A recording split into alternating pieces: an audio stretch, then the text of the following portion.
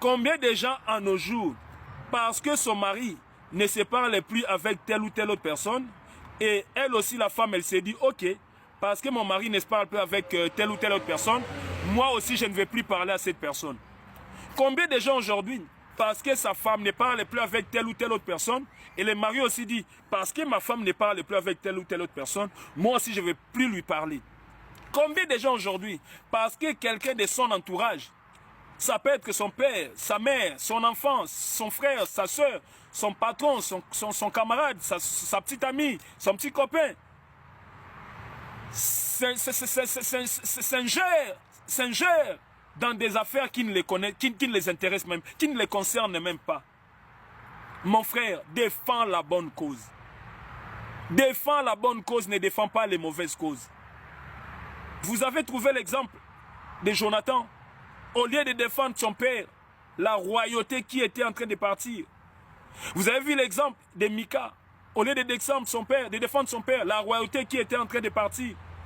Ils ont dit non, malgré que nous restons les enfants du roi Saül, mais dans cette affaire, le roi David n'en est pour rien. Il est innocent.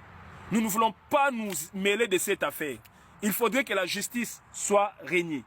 Mon frère, c'est de cette façon-là que l'Éternel veut que tu interviennes dans toutes les affaires qui règnent dans ton entourage. Ton ennemi n'est pas mon ennemi. Mon frère, ma soeur, il ne faut pas te mêler des affaires qui ne te concernent pas. Des fois, vous vous mêlez des affaires dont même vous ne connaissez ni le début ni la fin de l'affaire. Et généralement même, nous nous mêlons des affaires où nos entourages sont le plus souvent fautifs. Ce sont eux qui sont à la base de cette situation, mais parce que nous ne voulons pas rester impartial, parce que nous ne voulons pas rester impartial, parce que nous ne voulons pas défendre la bonne cause, nous nous mêlons dans des histoires qui ne nous concernent pas. Mon frère, toi qui vis de cette façon-là, l'Éternel te dit, répands-toi. Répands-toi, car si tu veux vraiment que l'Éternel écoute tes prières, si tu veux que l'Éternel exauce tes prières, si tu veux que l'Éternel se manifeste dans tes problèmes, si tu veux que l'Éternel t'accorde la guérison que tu as toujours cherché par rapport à ta maladie, si tu veux que l'Éternel opère des miracles dans ta vie, tout ce qu'il te demande, essaye de défendre la bonne cause. Ne défends pas la mauvaise cause. Combat le mal là où il y a le mal.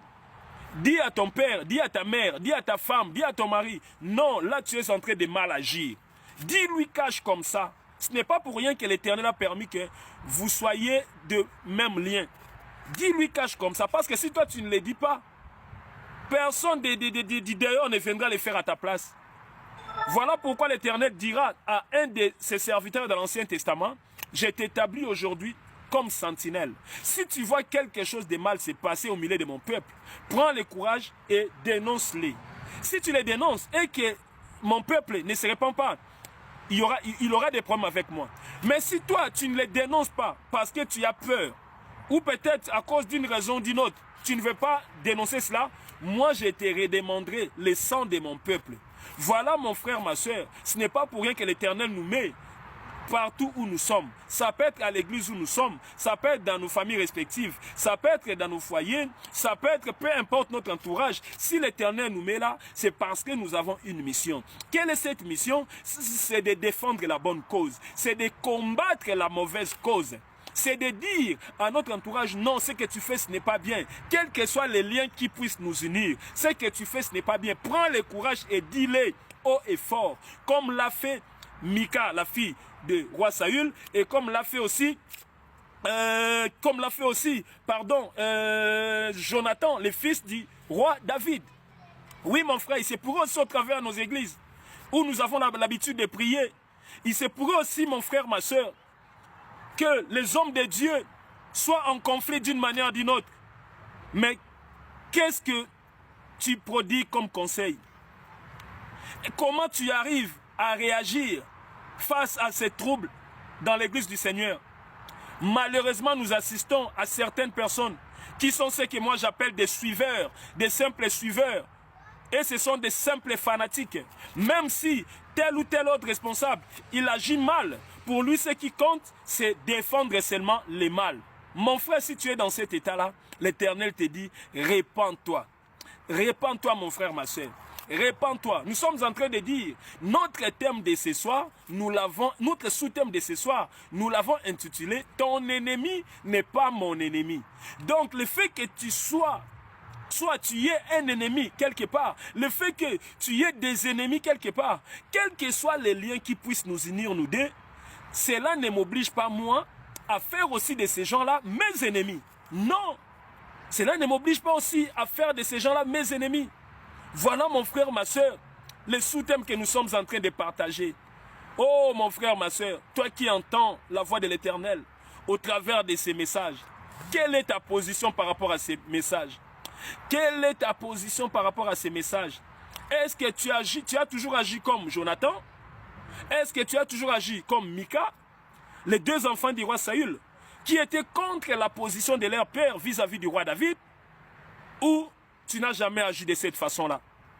Laisse-moi te dire, l'Éternel te dit, toi qui écoutes cette parole, prends la position de Mika, prends la position de Jonathan, les deux fils du roi Saül. Et c'est même roi Saül qui était à la poursuite du roi David pour les tuer, pour l'éliminer, parce qu'il voulait conserver le pouvoir. Mais ces deux enfants-là diront non, notre père est en train de mal agir. Notre père est en train de mal agir. David n'a pas mal agi. C'est un homme bien, c'est un mec bien. Regarde tout ce qu'il a fait dans notre pays. Mais aujourd'hui, notre papa veut lui remercier en monnaie de singe. Veut le remercier en monnaie de singe. Non, nous ne voulons pas prendre la part de notre père. Nous voulons rester justes.